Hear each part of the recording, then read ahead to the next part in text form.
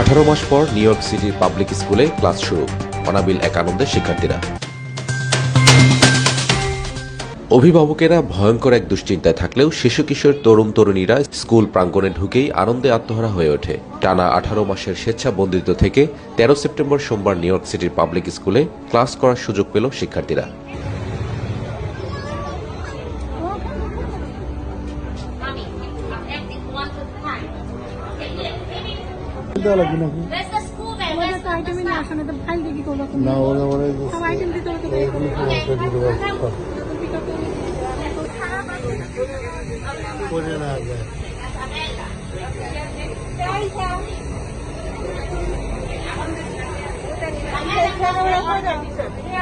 এ এক মহামুক্তির দিন ছিল 10 লাখের অধিক শিক্ষার্থীর জন্য। এমনকি 4 বছর বয়সী শিশুরাও উৎফুল্ল, অথচ তারাও এই প্রথম প্রি-কে ক্লাসে যোগদান করল।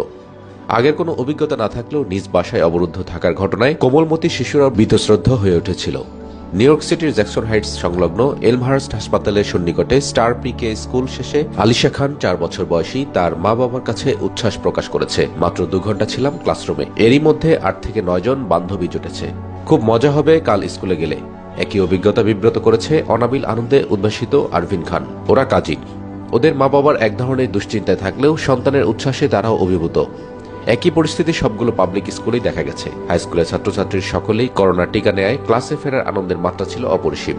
তবে শিক্ষার্থী সহ সকল শিক্ষক কর্মচারী মাস্ক পরিহিত ছিলেন এবং সামাজিক দূরত্ব বজায় রেখেই ক্লাস নেওয়া হয়েছে। বাংলাদেশি অভিভাবকের অনেকেই সন্তানের জন্য বিচলিত।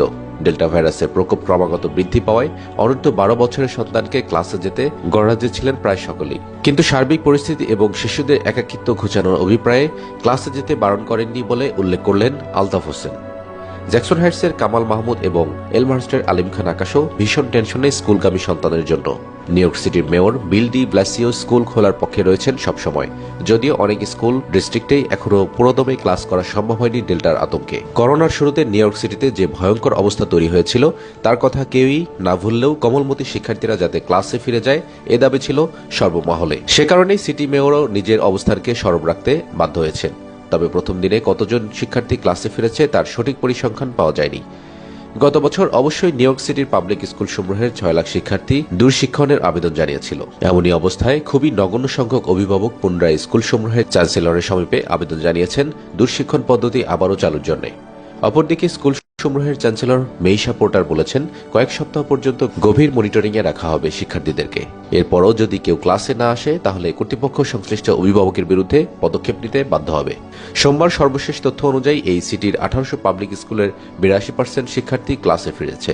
সচরাচর নতুন শিক্ষাবর্ষে উপস্থিতির হার ছিল 90%। ক্লাস শুরু উপলক্ষে সিটির মেয়র বলেন, সত্যি আমি অভিভূত। এটি স্বাভাবিক কোনো ঘটনা নয়, একেবারেই লণ্ডভণ্ড হয়ে যাওয়া একটি বিষাদময় পরিস্থিতি থেকে উত্তরণের পরিক্রমা।